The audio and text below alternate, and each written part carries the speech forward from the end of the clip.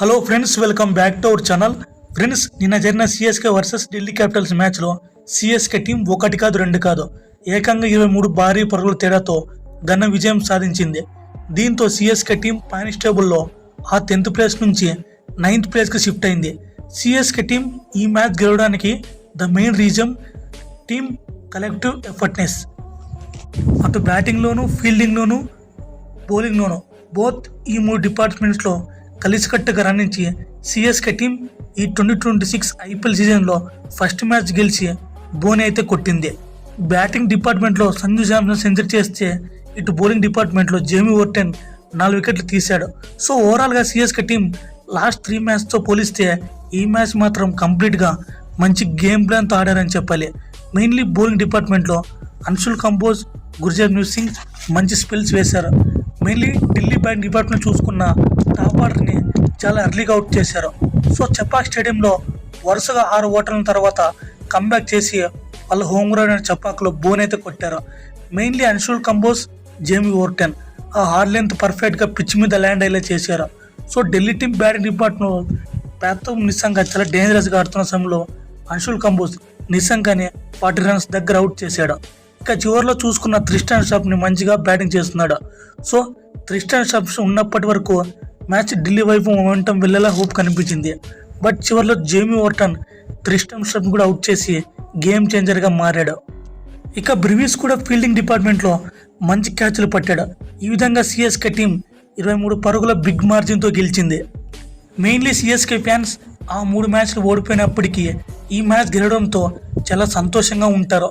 ఇక బ్యాటింగ్లో చూసుకున్న సంజు శాంసన్ చాలా ఎక్సలెంట్ బ్యాటింగ్ చేశాడు. సో సంజు శాంసన్ ఓవరాల్గా 56 బంతుల్లో 125 పరుగులు చేశాడు. 4లు చూసుకున్న 15 ఉన్నాయి. ఇక 4 సిక్స్లు కొట్టాడు. So Sanju Samson last 3 matches నుంచి ఫెయిల్ అయినప్పటికీ ఈ మ్యాచ్లో మాత్రం పవర్ఫుల్గా కంబ్యాక్ చేసి సిఎస్కే టీంకి నేనున్నానని హామీ ఇచ్చాడు. నిజంగా సంజు శాంసన్ బ్యాటింగ్ చూసుకున్న ఎక్సలెంట్గా ఉంది. ఆ షాట్ చూసుకున్న, ఆ టెంపర్మెంట్ చూసుకున్న, ఎక్కువ రిస్క్ తీసుకోకుండా పేస్ను చక్కగా యూజ్ చేసుకుని తక్కువ రిస్క్తో షాట్స్ కొట్టాడు. నిజంగా సంజు శాంసన్ కొట్టిన ప్రతి ఒక్క షాట్ మంచి అబిలిటీతో క్లాసిక్ డ్రైవ్స్ ఆడాడు. సో సంజు శాంసన్ ఓవరాల్గా సిచ్యువేషన్ బట్టి మ్యాచ్ మొమెంటంను ముందుకు తీసుకెళ్లి ఆ రన్స్ యాక్సలరేట్ చేశాడు. సో సంజు శాంసన్కి ఓవరాల్గా ఐపీఎల్లో ఇది 4వ సెంచరీ. సో సంజు శాంసన్కి ఆర్ఆర్ నుంచి సిఎస్కే ట్రేడ్ అయిన తర్వాత తన న్యూ జెర్సీకి ఫస్ట్ హాఫ్లోనే అన్బీటెన్ నాక్ కొట్టి తమ న్యూ ఫ్రాంచైజ్కి 100% న్యాయం చేశాడు. మెయిన్లీ ఆ పవర్ ప్లేలో 40 రన్స్ కొట్టాడు. దీంతో సిఎస్కే టీం పవర్ ప్లేకి 60 పరుగుల మార్క్ అందుకుంది. అలాగే మెయిన్లీ 1 డౌన్ బ్యాట్స్మెన్ అయిన ఆయుష్ మాత్రతో కలిపి 100 పరుగుల పార్ట్నర్షిప్ని బిల్డ్ చేశాడు. సంజు శాంసన్ మీద చాలా మంది డౌట్స్ పెట్టుకున్నారు. ఎందుకంటే వరుసగా 3 మ్యాచ్లు ఫెయిల్ అయ్యాడు కాబట్టి ఈ మ్యాచ్ కూడా సరిగ్గా ఆడనుకున్నారు.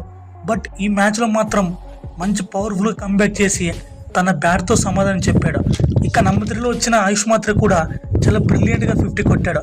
బట్ చివరిలో డెత్ ఓవర్స్లో 100 తగ్గడంతో రిటైర్ టైకి వెళ్ళిపోయాడు. ఇక చివరిలో మంచి క్యామెల్ ఇన్నింగ్స్ ఆడి బోత్ డూబే అలాగే సంజు శాంసన్ సిఎస్కే టీంను 212 పరుగులు చేయడంతో కీ రోల్ ప్లే చేశారు. ఇప్పుడు ఈ మ్యాచ్ యొక్క పూర్తి హైలైట్ గురించి మాట్లాడుకుందాం. సో ముందుగా టాస్ అయితే ఢిల్లీ కెప్టెన్ అక్షర్ పటేల్ గెలిచాడు. ముందుగా ఫీల్డింగ్ తీసుకున్నాడు. సో చపాక్ స్టేడియంలో పిచ్ అయితే ఫ్లాట్గా ఉంది.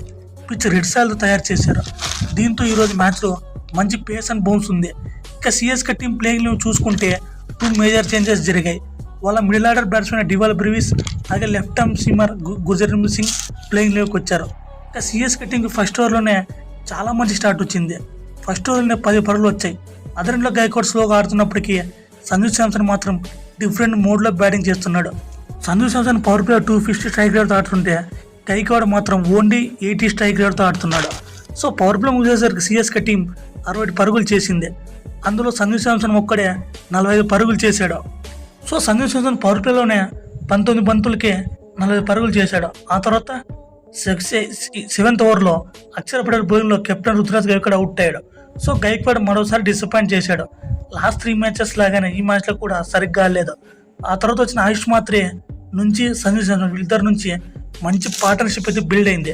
వీళ్ళిద్దరు 2వ వికెట్కు ఏకంగా 113 పరుగుల పార్ట్నర్షిప్ రన్స్ నెలకొల్పారు. సో ఇదైతే absolute mind blowing partnership runs. ఆ మిడిల్ ఓవర్స్లో స్లోగా స్టార్ట్ చేసినప్పటికీ నిదానంగా రన్స్ యాక్సిలేట్ చేసి స్కోర్ బోర్డ్ను ముందుకు తీసుకెళ్లారు. సో సంజు శాంసన్ జస్ట్ 26 బాల్స్కి 50 పూర్తి చేశాడు.